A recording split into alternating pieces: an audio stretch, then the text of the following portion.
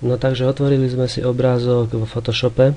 Úplne prvá vec, ktorú spravíme je, že si projekt uložíme, že súbor uložiť ako, uložíme si ho pod nejakým názvom ako Photoshopácky súbor. To preto, lebo ak máte slabší počítač alebo menšiu rámku, tak sa vám môže stať, že sa vám Photoshop zavrie bez zmeny a stratíte celú prácu. Druhou dôležitou vecou po uložení dokumentu je zduplikovať si túto prvú vrstvu, pravý klik a duplikovať vrstvu. Nazveme si ho napríklad 01, aby sme si v prípade nejakej chyby nezničili zdroj. Túto vrstvu môžeme teraz zažmúriť, ale nemusíme a pokračujeme v práci s touto vrstvou. V tejto vrstve si najprv vyznačíme tento kovový rám, ktorý budeme chcieť potom neskôr zvýrazniť na fotografii. Zoberieme si preto štetec rýchleho výberu, nastavíme si jeho veľkosť, môže byť rôzna.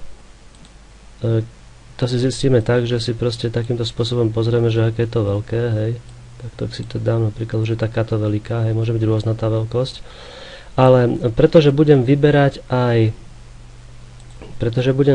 aj tu na tieto časti, no toto hlavne, tak veľkosť toho štetca si nastavím tak, aby sa mi vošiel do tej časti, čiže asi takýto, hej.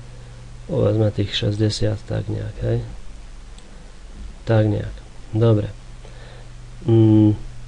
Všetky ostatné nastavenia môžem ponechať tak, ako sú. Dôležité je, aby som si teraz pozrel, že tu mám zapnutú plusku, aby som mohol ten štetec, aby som mohol pridávať proste k tomu výberu. Ukážem prakticky. Kliknem a ťahám. A vidíte, že teraz som pustil klik a mám vybrať tú určitú časť. Aby som mohol k tejto vybratej časti pridať ďalšie, napríklad teraz kliknem a ťahám ďalej, pridávam ďalšie, musím mať tu na zapnuté plusko. To znamená, že tu nás kontrolujem, či mám zapnuté plusko a takýmto spôsobom pridávam. Hej. Kliknem do oblasti vybratej a ťahám do oblasti, ktorá ešte vybratá nie je. A takýmto spôsobom zase som pustil klik, zase kliknem do oblasti vybratej a ťahám a takýmto spôsobom si vyberem proste tú časť, ktorú chcem.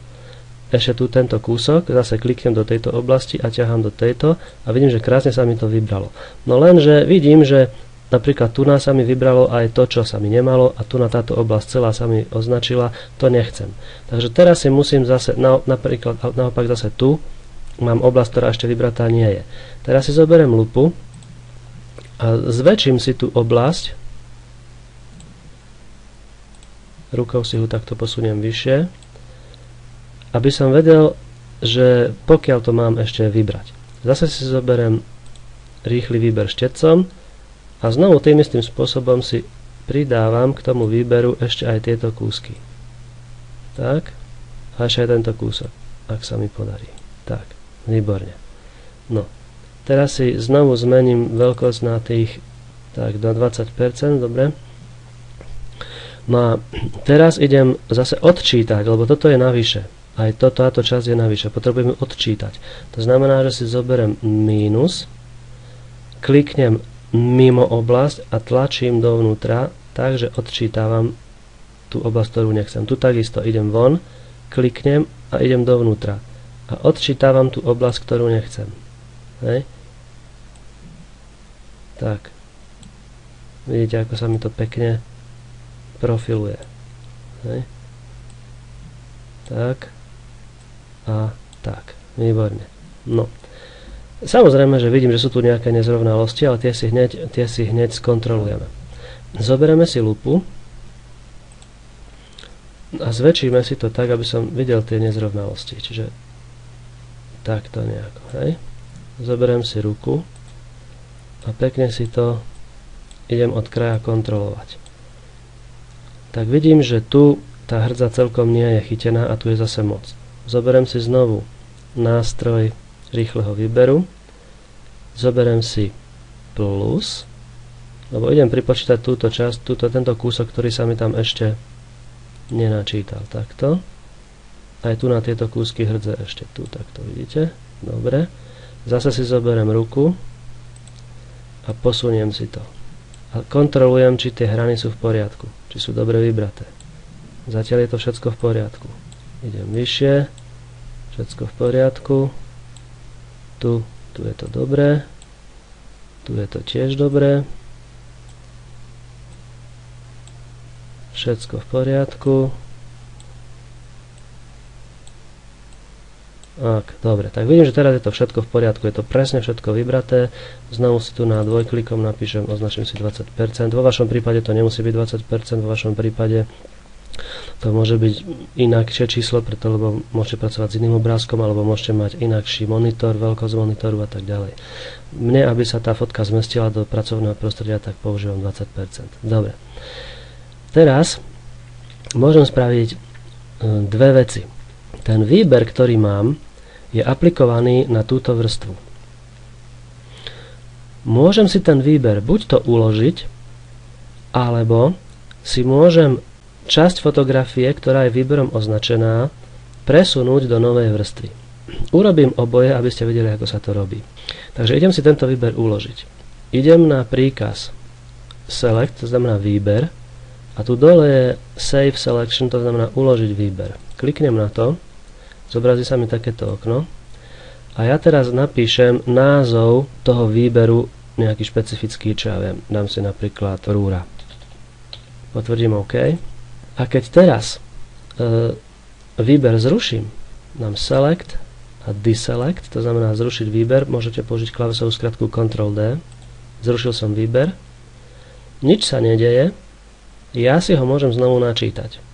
Výber, Load Selection, to znamená načítať výber, tu si ho nájdem, rúra, a kliknem na OK. A mám krásne ten výber znovu načítaný. Hej. Čiže pokiaľ máte nejaký komplikovaný výber, že pracujete napríklad, vyznačujete vlasy na hlave, moc sa s tým napiplete, tak vtedy je dobre si ten výber takto uložiť a kedykoľvek si ho môžete znovu načítať. Teraz vám ukážem druhý spôsob, že to, čo som teraz vybral na tejto vrstve, tak časť tohoto obrázku označeného si prenesiem do novej vrstvy, ktorá bude nad touto. Robí sa to tak, že vôjdete na Layer, to znamená vrstva, nová vrstva, a tu je, že nová vrstva prostredníctvom kópie. Nová vrstva prostredníctvom kópie. Klávesová skratka je Ctrl-J. Čiže stlačíte klávesovú skratku Ctrl-J, alebo keď kliknete na toto, tak sa vám vytvorí nová vrstva, ktorá je iba z toho výberu. Čiže ja keď teraz zažmúrim túto vrstvu, vidíte, že táto nová vrstva je iba ten výber, ktorý som si ja zvolil. Čiže to sú dva spôsoby, ako si takto zachovať výber, že buď si ho uložíte, Select a Save Selection, alebo si ho proste urobíte si z neho novú vrstvu. Výhodou novej vrstvy je to, alebo ináč to poviem, tým, že si vytvoríte novú vrstvu z výberu, vlastne ako keby ste ho uložili, preto, lebo vy si ten výber kedykoľvek môžete načítať, a to pozrite ako. Zapnem si aj túto spodnú vrstvu, aby sa mi zobrazilo pozadie. A teraz nadídem kurzorom myši nad obrázok tejto vrstvy, stlačím na klávesnici klávesu Ctrl a kým mu držím stlačenú, kliknem na ten obrázok. A dostal som znovu ten istý výber. Preto, lebo som označil vlastne objekt v tejto vrstve. A objekt v tejto vrstve je vlastne len toto. Čiže sa mi vybralo, v tejto vrstve sa mi vybralo to, čo v nej je. Hej. Samozrejme, že to použijem len vtedy, keď to potrebujem. Teraz som to nepotreboval, len som chcel ukázať, ako sa to robí. To znamená, že to odznačím Select a Deselect alebo Ctrl D. No a teraz ideme pracovať s obrázkom.